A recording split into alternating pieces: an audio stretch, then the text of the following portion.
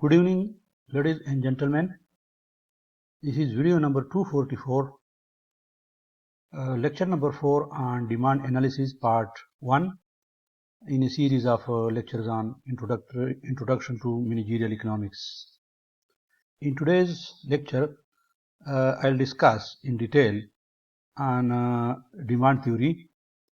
So I start with the law of demand, and law of demand says ceteris paribus are other things remaining the same. There is an inverse relationship between the price of a good and the quantity of the good demanded per unit of time. And there are two relevant concepts. One is substitution effect and one is income effect that we can analyze. There are some components of demand. The first one is the substitution effect.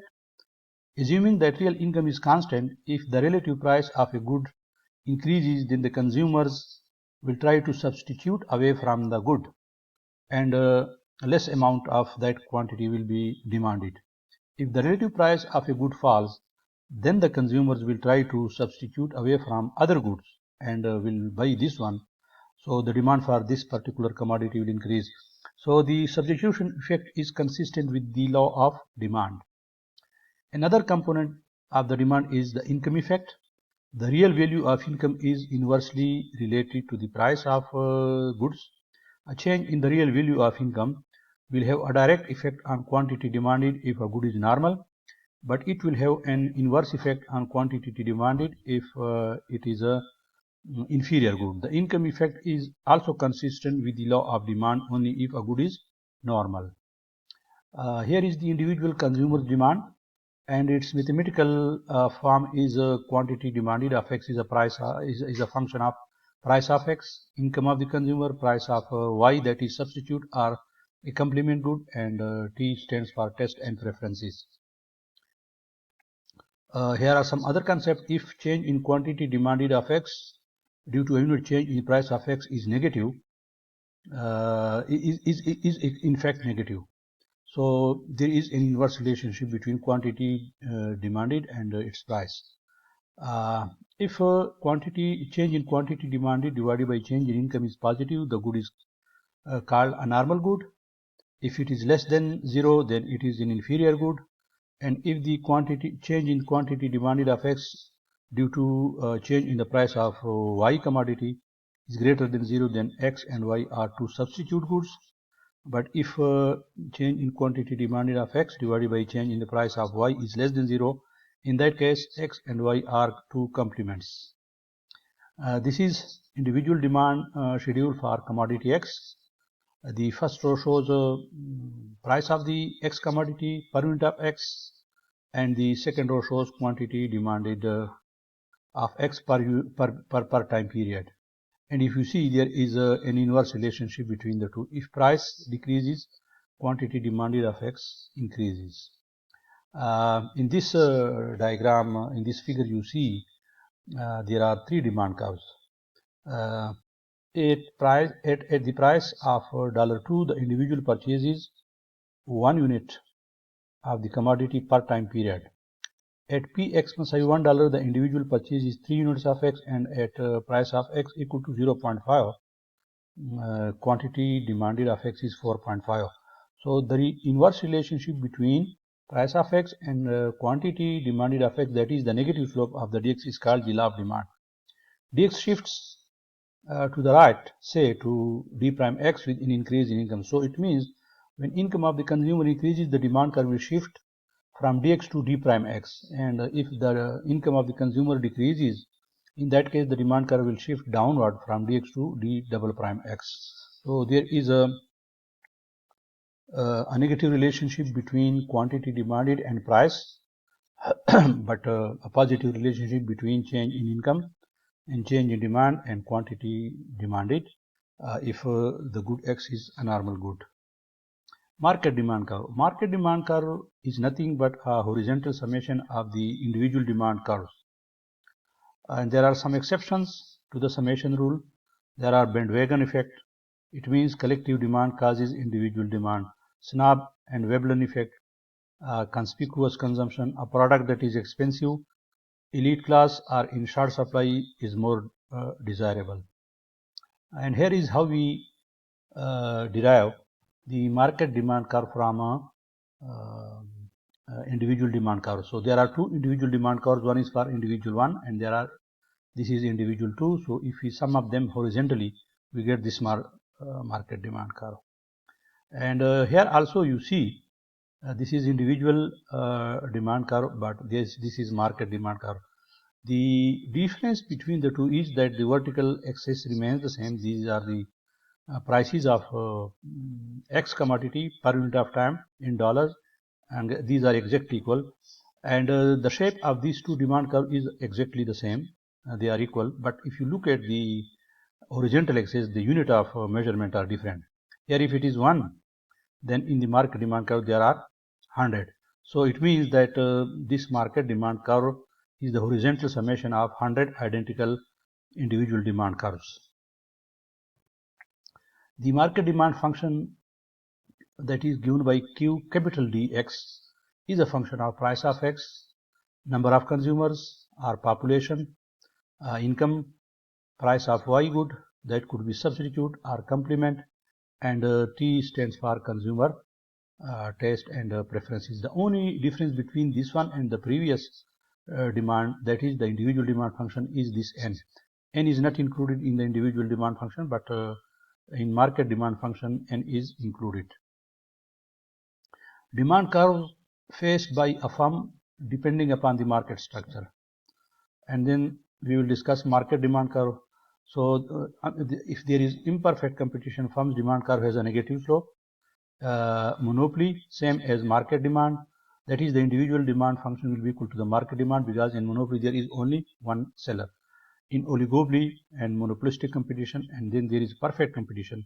In the perfect competition, the firm is a price taker. That is, the firm is so small that it cannot exercise any influence on price. So the firm's demand curve is a horizontal. Demand curve faced by a firm also depends on the type of the product: durable goods, non-durable goods, and producer goods.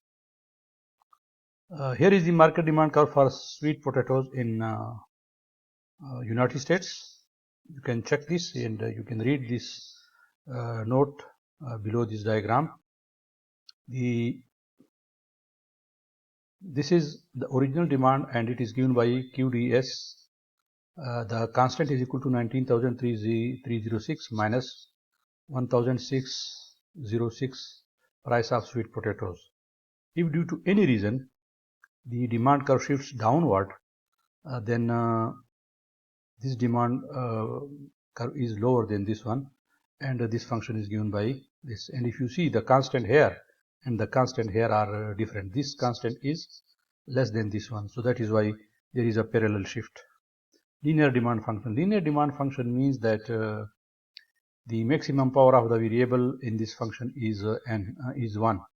So power of price of X is 1, power of N is 1, power of I is 1, power of Py is 1, and T is 1. And since this demand is linear, this demand function is linear, so its geometrical shape is a straight line with a negative slope. So slope of the demand function is equal to A1, holding other things constant. Inverse demand function is given by P is a function of Q. So 43 minus 0.1 Q. Total and marginal revenue functions. Total revenue function is a function of Q, and it is quadratic. And if we take the derivative of the total revenue function, we get marginal revenue. So if you take the derivative of TR with respect to Q, we get 43 minus 0.2 Q. And this is the demand curve shows that there are various points A, B, C, D, E, A, B, C, F, G, H, J. So here the elasticity of demand changes at every point on this demand curve. Here in this schedule, you see price, elasticity, total revenue, and margin revenue. The first column shows price, the second column shows Q, and the third column shows elasticity. It starts with negative. This is negative infinity, and when the price is 0, then price elasticity is 0. This is total revenue, which is equal to price times quantity, and the last column shows margin revenue, which is equal to delta TR divided by delta Q. In this diagram, you see the total revenue function, and its graph is like this. It is inverted U, and in the below diagram you see this is the average revenue and this is the margin revenue. Now if we move from A, B, C up to J, here in this range between A and F, the absolute value of price elasticity of demand is greater than 0. At point A it is infinitive. At the midpoint, absolute value of price elasticity of demand is equal to 1, and in this range between F and J it is less than 1 or less than unity, and point J particularly, here the price elasticity of demand, absolute price elasticity of demand is equal to infinity. This is the demand curve faced by a perfectly competitive firm. Since a firm is a price taker, so its demand curve is horizontal because it cannot change the price by changing the quantity.